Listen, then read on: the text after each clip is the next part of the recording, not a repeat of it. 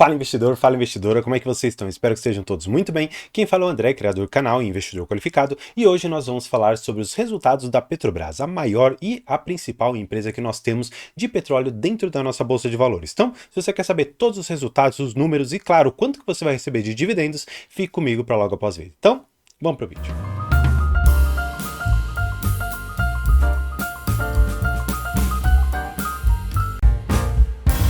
Bem, eu quero trazer vocês para essa notícia porque ela traz algumas coisas que eu acho que não são tão verdade e algumas que eu acho que são realmente bastante importantes de você saber. Bem, para a gente iniciar, é importante você saber que a Petrobras ela teve esse lucro aqui de 26 bilhões de reais no terceiro trimestre, uma queda de 42% ano contra ano, né? Pegaram o terceiro trimestre de 2022 e compararam com o terceiro tri de 2023. E qual que é o ponto? Eles colocam que isso tudo foi abaixo do consenso. E para a gente analisar, vamos ver quanto que estavam sendo projetado, o que aconteceu, vamos dar uma olhada nessa notícia completa, tá bom? Vamos lá, a Petrobras ela divulgou os resultados hoje, tá bom? Registrando lucro aqui de 27 bilhões de reais, número inferior aos 46 bilhões no mesmo período do ano passado, configurando uma queda de 42,2%. Qual que era o ponto aqui? Eles estavam projetando, os analistas estavam projetando, uma média no lucro na casa aqui dos seus 30 bilhões, ao passo que houve esses 27. Então uma diferença aqui em termos maiores de 3 bilhões de reais. Sim, é muita coisa, mas ainda assim é um lucro extremamente expressivo. Algumas outras coisas aqui. Eles colocavam aqui também o EBITDA na casa dos seus 69 bilhões, ao passo também que a receita seria de 130. Vamos ver o que foi concretizado. A Petrobras, ao invés de ter trazido uma receita de 130, trouxe aqui de 124. Em relação ao EBITDA, que ficou em 66, eles estavam esperando alguma coisa na casa dos seus 69. Bem, me parece, de uma certa maneira, que são números bastante saudáveis. Para a gente entender se isso aqui é saudável ou se não é, você precisa fazer algumas contas e eu vou te explicar como que são feitas as contas. Você precisa fazer primeiro a conta da margem EBITDA, ou seja, você de uma certa maneira vai pegar tudo que a empresa ela lucrou, tudo que ela faturou, vendeu, ela operou e depois nós vamos enxergar quanto que operacionalmente ela gera antes da gente desconsiderar, antes da gente fazer a dedução ali dos impostos, da depreciação, da amortização e outras tantas coisas, tá bom? Qual que é a conta que você precisa fazer? O mercado, e aí vamos fazer então o comparativo do que o mercado estava esperando e aquilo que foi efetivamente consolidado, tá bom? Ó, o mercado estava esperando alguma coisa de receita líquida na casa dos seus 130 bilhões, 157 milhões de reais. Só que o que acontece? Não foi esse valor que foi concretizado. O que a gente precisa pegar? Esses 69 bilhões e 50 milhões que foram reportados e dividir pelo 130. Isso gera pra gente uma margem EBITDA na casa dos seus 53,5%. E agora vamos ver o que a empresa ela realmente trouxe.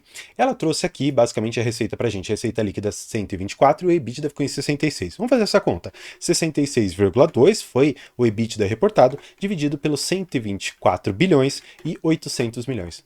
Gente, 53% de margem EBITDA. Não teve diferença nenhuma.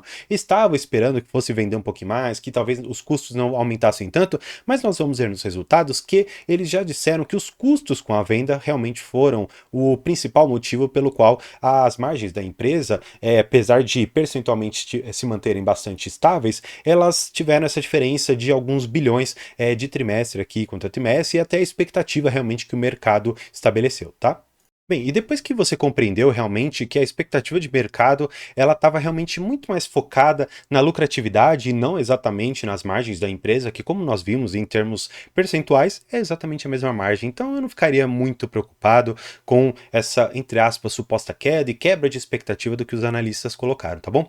Algumas outras coisas que eu acho que são importantes da gente notar aqui, tá bom? Ó, o aumento das receitas no terceiro trimestre, em comparação com o segundo tri, é explicado em grande medida pela valorização aqui de 11% do Brent e maior volume de venda no derivativo no mercado interno e exportação de petróleo, tá bom?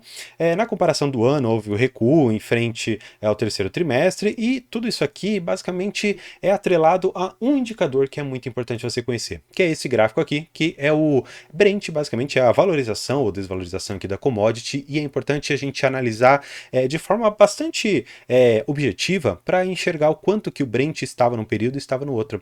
Se pegarmos aqui o período de junho até basicamente setembro de 2022 e pegarmos o período aqui também de junho até setembro de 2022, você vai poder perceber de forma bastante óbvia que a commodity ela tá num valor bem diferente nesse quartil aqui, ó, perdão, nesse quartil aqui e aqui nesse quartil. Então, se estamos falando de uma commodity aqui na casa dos seus 80, 84 dólares e aqui em cima na casa dos seus 100, só que a gente já tem uma diferença muito grande. Por quê? Eu sempre comento nos meus vídeos que existe algo extremamente importante que você precisa compreender quando nós falamos de commodities. Por quê? Você não consegue controlar o preço que você vende, porque quem determina isso no final das contas é a própria OPEP. É o mercado interno e o mercado externo quase que dizendo quanto que você precisa de demanda e quanto que você tem de oferta, e isso acaba se equilibrando e então você tem o preço final. Só que o que acontece? Você consegue reduzir o seu lifting cost, ou seja, o preço para você extrair. E a Petrobras tem isso de forma muito interessante aqui. Eles basicamente têm um dos menores lifting cost do mundo. Claro, comparado ali com a Arábia Saudita e alguns outros, eles deixam uma agulha cair no chão e já está brotando petróleo. Não é o caso aqui do Brasil. Nós temos ali o pré-sal e outras tantas fontes, mas especialmente o pré-sal é muito lucrativa. E o ponto que nós temos aqui é que como o nosso lifting cost é muito baixo e o nosso petróleo é num valor ditado pela OPEP, nós ficamos muito vinculados realmente ao preço do petróleo lá fora. E esse é o ponto que mais nos interessa olhar aqui nos resultados. Por quê? Quando você vê esse emaranhado de números, você pode ficar um pouco perturbado, porque assim, é muita coisa que eles trazem aqui que é importante você ler. Mas para olhar em termos marginais, você precisa enxergar esses dois itens aqui embaixo, tá bom? Esses dois itens aqui embaixo, eles são importantes para a gente enxergar mais ou menos qual foi o dólar médio operado aqui em 2023, no terceiro tri, e quanto que estava o Brent médio. Então assim, houve barris de petróleo que você vendeu a 90, mas teve alguns que você vendeu a 80. Então você vai tirando um preço médio aqui do Brent. Quando você faz o comparativo com o terceiro trimestre de 2022, você vai perceber que você teve um ganho não só aqui no dólar, mas também no Brent.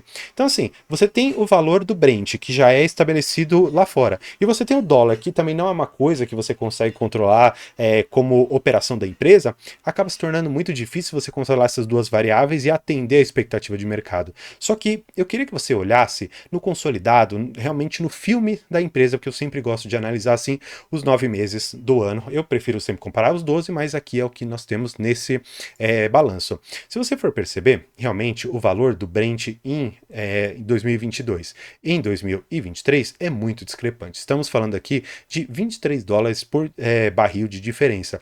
Em termos de dólar, são apenas 12 centavos de diferença, então não é tanta coisa. Mas o que mais puxou para a questão da receita da empresa? Realmente ali o Brent, tá bom? Então é importante a gente enxergar que esse foi o indicador mais importante e primordial que fez a diferença na empresa. Porque se você for realmente pegar aqui as despesas operacionais, você vai ver que houve um aumento significativo. E como eu comentei com vocês, uma das principais questões que fez com que a lucratividade caísse um pouquinho foi realmente esse aumento expressivo que eles tiveram na despesa, pelo menos nesses 9 meses aqui de 2023. Não é um dado alarmante, na verdade, quando a gente enxerga outras questões da empresa, como o endividamento dela, está muito estável. Olha só, gente, menos de uma vez o seu EBITDA, ou seja, significa que de todas as dívidas que a Petrobras tem, ela consegue fazer o pagamento em basicamente aqui 8 meses, ou seja, menos de um ano ela consegue fazer o pagamento. E isso foi bastante estável também no ano de 2022, que estava em 0,75 se você for pegar a dívida líquida sobre EBITDA. O que significa isso? De uma certa maneira, que você pega a dívida da empresa, você retira o caixa, porque é um dinheiro que você já pode pagar a dívida, e você descobre qual é a sua dívida líquida.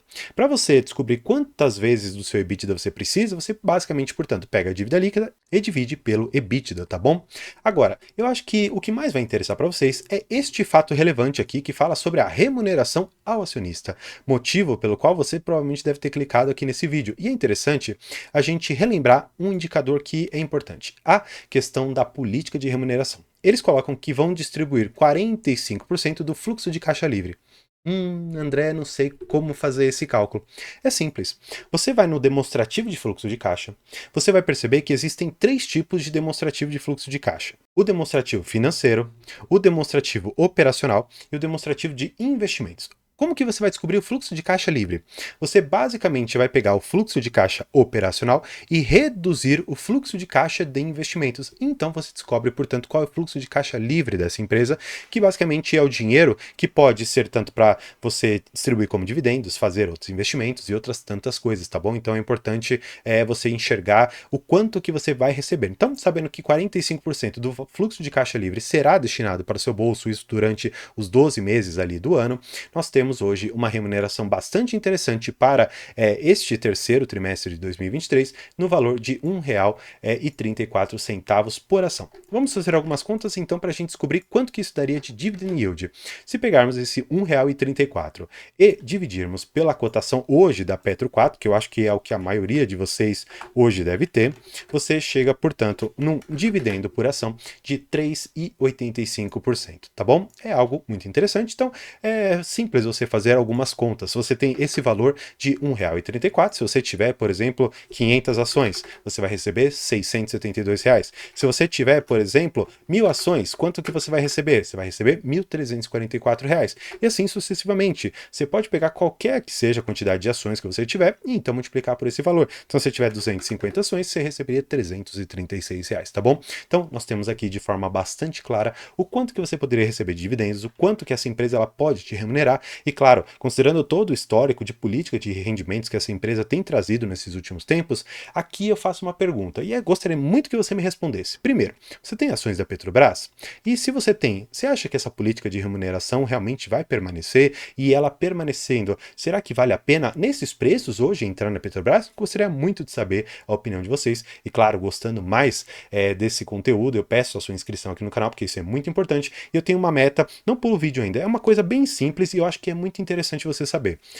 Eu vou, no mês de dezembro, fazer uma doação do valor que eu receber do YouTube. Então, o que eu vou te pedir? Para que você me siga aqui no canal. Além disso, no link da descrição, você também tem o nosso grupo do WhatsApp que você pode ser direcionado e lá você vai me ajudar a direcionar esse dinheiro. Pelo menos uma das instituições para as quais eu vou doar, essa instituição vai ser destinada por você que estiver lá no grupo. Então, mais uma vez, eu conto aí com a sua ajuda e gostando, também existe a parte de membros em que eu posso conversar sobre a sua carteira de investimentos e conversar por 1 hora com você e sem contar também o conteúdo exclusivo que eu sempre trago lá para vocês, tá bom? Então, espero que tenham gostado. Por hoje é isso. Muito obrigado e tchau.